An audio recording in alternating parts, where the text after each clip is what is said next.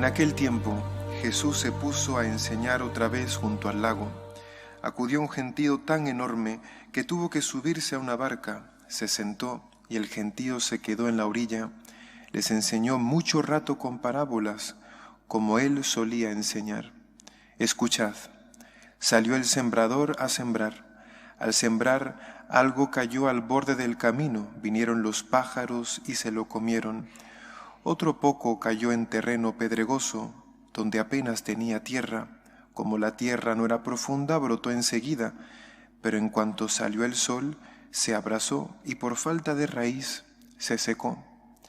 Otro poco cayó entre zarzas, las zarzas crecieron, lo ahogaron y no dio grano. El resto cayó en tierra buena, nació, creció y dio grano, y la cosecha fue del 30 o del 70 o del 100 por uno. Y añadió, el que tenga oídos para oír, que oiga.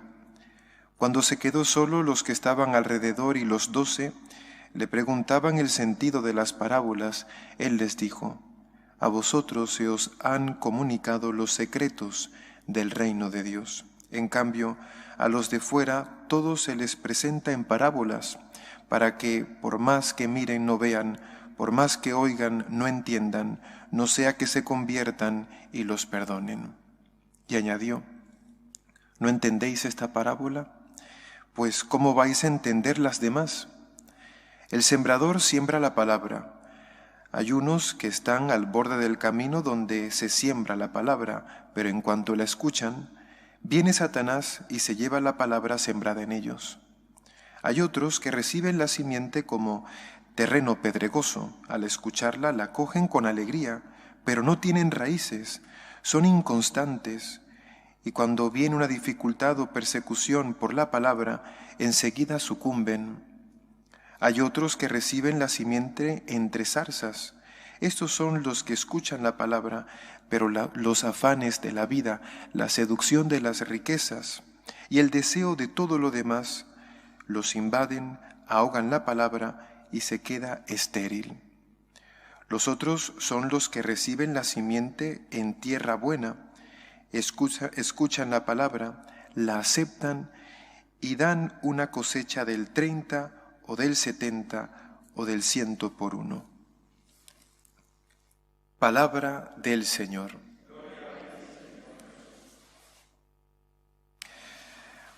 Dice Jesús en los otros evangelios, cuando enseña la parábola del sembrador, que solo aquel que acoge su palabra, que la entiende, la comprende y da fruto, es decir, la pone por obra, ese se salva. Ese se salva. Condición indispensable para acoger la salvación de Jesús, escuchar su palabra, acogerla, entenderla, comprenderla, asimilarla y ponerla por obra. El Señor en esta parábola nos habla de unos enemigos de su palabra, enemigos de su mensaje. Y nos habla de 3 enemigos, es decir, obstáculos que nos van a impedir acoger la palabra, asimilarla, entenderla y ponerla por obra. Primer enemigo, Satanás. ¿Cómo Satanás nos arrebata la palabra? Satanás es el padre de la mentira. Y es a través del engaño cómo Satanás arrebata la palabra de Dios en nuestros corazones. ¿Cómo? Sembrando la sospecha. Sembrando la sospecha. Esto es un mito. Eso no es real. Eso es muy exigente. ¿Crees tú que Dios te va a pedir algo tan exigente? Las enseñanzas de la Iglesia. Eso existe, esas existen para controlarte, para dominarte.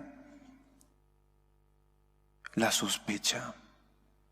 ¿Cuál es el remedio contra Satanás en este contexto? El don y el fruto de la fe. La fe es uno de los frutos del Espíritu Santo y es un don de Dios. La fe es creer en Jesucristo.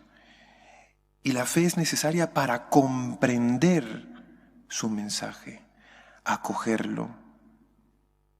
Por tanto, pidamos al Señor, Señor, dame el don y el fruto de la fe, para que Satanás no me arrebate tu palabra de mi corazón. A veces es difícil acogerla, entenderla, pero para eso se necesita fe. Y sobre todo ponerla por obra al margen de que la entiendas o no totalmente. La experiencia es un modo de conocimiento. Cuando tú pones algo por obra, cuando lo practicas, lo vas entendiendo, lo vas comprendiendo. Segundo enemigo de la palabra de Dios, la inconstancia. Esa inconstancia que Jesús dice es fruto de las tribulaciones, las persecuciones que podemos padecer a causa de la palabra.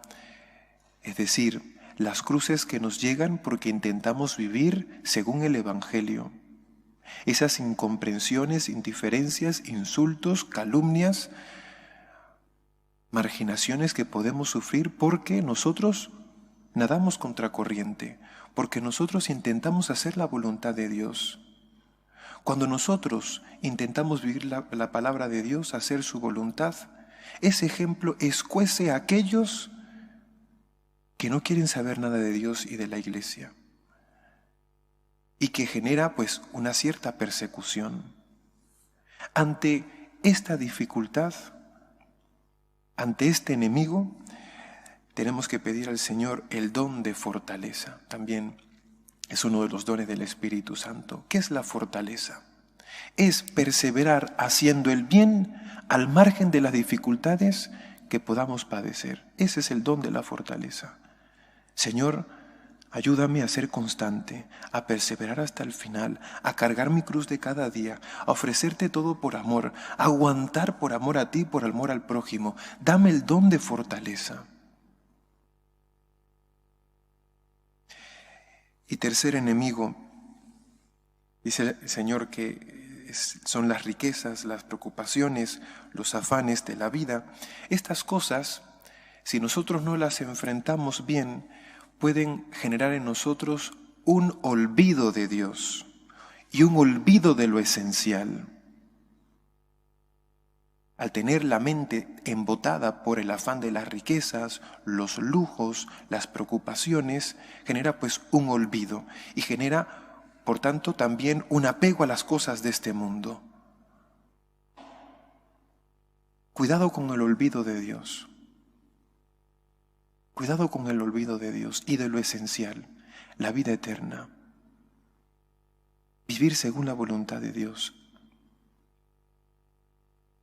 ¿Y qué tenemos que hacer ante este enemigo? Pues otro fruto del Espíritu Santo, dice San Pablo en su carta a los Gálatas, es la paz. La paz en el corazón, la paz de espíritu, esa paz que nace de saber que tenemos un Padre, Dios Padre, que no estamos solos, que Dios cuida de nosotros. Dios es un Padre providente, Dios cuida de sus hijos, la paz. Saber que no te va a faltar lo necesario, lo indispensable para que puedas vivir tranquilamente, vivir bien. Dice Jesús en el Evangelio, no seáis como los paganos que viven agobiados por las cosas de este mundo, por lo que les falta. Dios ya sabe lo que te hace falta. Confía en Él. Esa confianza en Dios genera paz.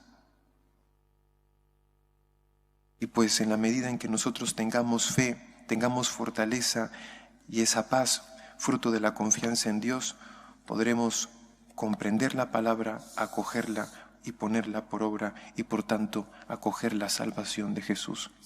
Que así sea.